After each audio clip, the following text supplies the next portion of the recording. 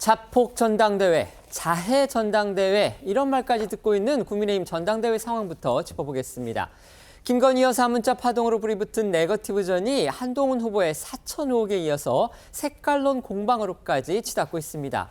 상황이 심각해지자 오늘 국민의힘 선관위는 원희룡, 한동훈 후보에게 첫 옐로 카드를 꺼내들었습니다. 네, 원희룡 후보는 그동안 이 김 여사 문자 파동 등 한동훈 후보를 겨냥한 의혹들을 적극 제기해 왔었습니다. 하지만 앞서 이 당 선관위의 경고를 받아들여 네거티브를 하지 않겠다 선언하기도 했지만 하루 만에 다시 공세로 전환하고 이 한 후보의 사천 의혹 등을 더욱 강하게 제기하고 있는데요. 한 후보 역시 참지 않고 있습니다. 이 원 후보를 향해서 다중인격 같은 구태 정치다, 오물을 뿌리고 다닌다 이런 등의 거친 표현을 써가면서 반박을 했고요. 급기야 어제 열렸던 2차 TV 토론에서는 두 후보가 색깔론 공방과 이 사천 의혹 공방 등을 주고받으면서 정계 은퇴까지 거론하며 강하게 충돌했습니다. 이에 국민의힘 선거관리위원회는요, 오늘 오전 이 언론 공지를 통해서 원희룡 후보와 한동훈 후보에게 주의 및 시정명령 제재 조치 공문을 발송했다라고 밝혔는데요. 원 후보와 한 후보가 이 후보제 공정 경쟁 의무를 규정한 이 당규 5조, 그리고 이 선거 과정에서 흑색 선전과 인신 공격 등을 못하도록 한 당규 35조를 어겼다라고 설명을 했습니다.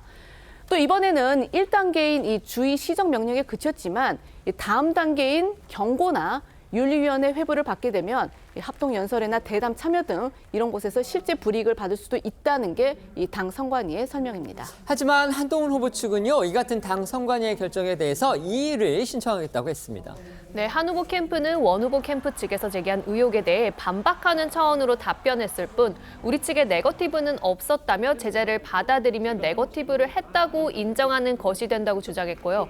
오늘 오후 당 선관위에 이의 신청을 할 예정으로 알려졌습니다. 격화되는 네거티브 전에 당 지도부 역시 우려를 표했는데요. 추경호 원내대표는 오늘 오전 열린 원내대책회의에서 진흙탕 전당대회라는 혹평을 듣지 않도록 각 후보자와 캠프는 상호 비방을 자제해달라고 촉구했습니다. 추 원내대표 목소리 들어보시겠습니다. 요즘 우리 국민들께 제일 걱정을 많이 끼쳐드리고 있는 것이 대한축구협회와 국민의힘 전당대회라는 말이 들려옵니다.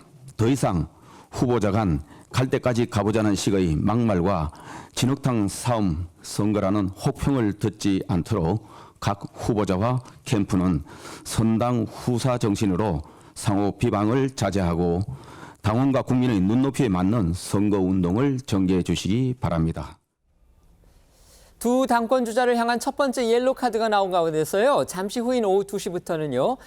국민의힘의 최대 지지 기반으로 꼽히는 지역이죠. 대구에서 대구 경북 지역 합동연설회가 열립니다.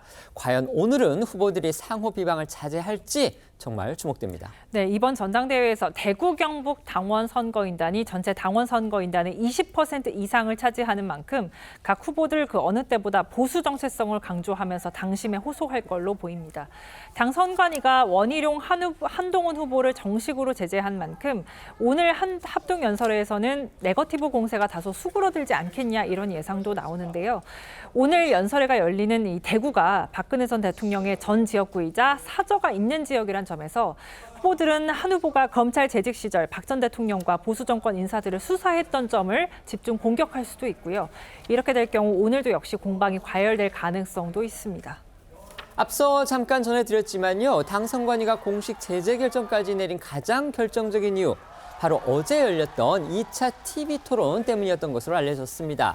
역시 가장 뜨겁게 맞붙은 사람 원희룡 그리고 한동훈 후보였고요.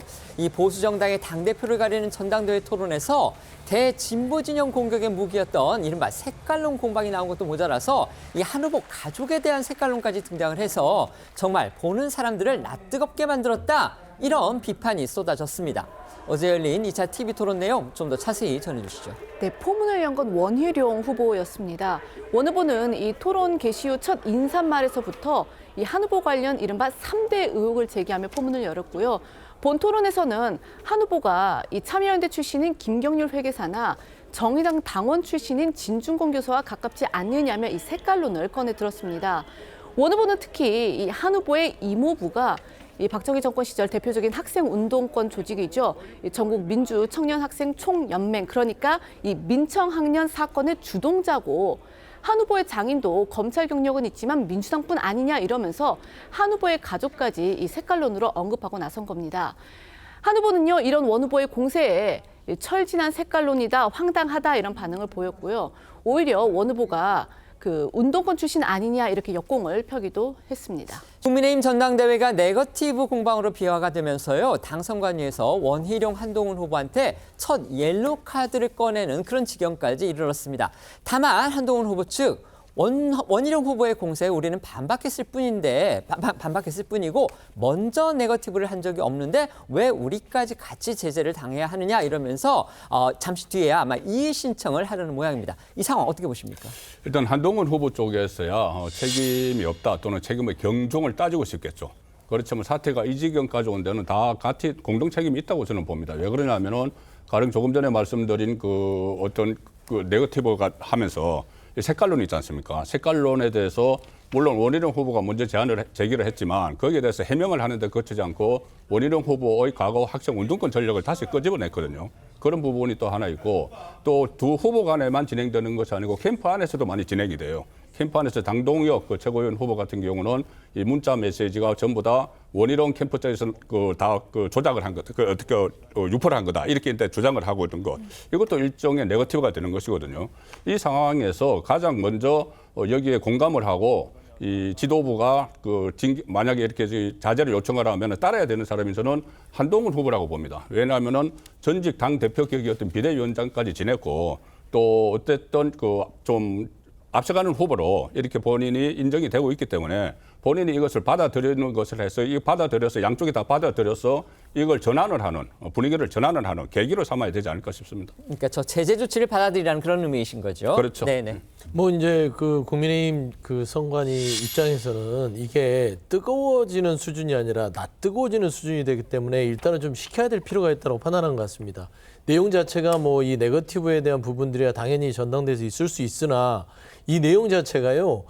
국민의힘 전당대회에서 나올 만한 내용인가? 아까도 보셨지만 무슨 색깔론부터 뭐 좌파, 강남 좌파 얘기를 하잖아요.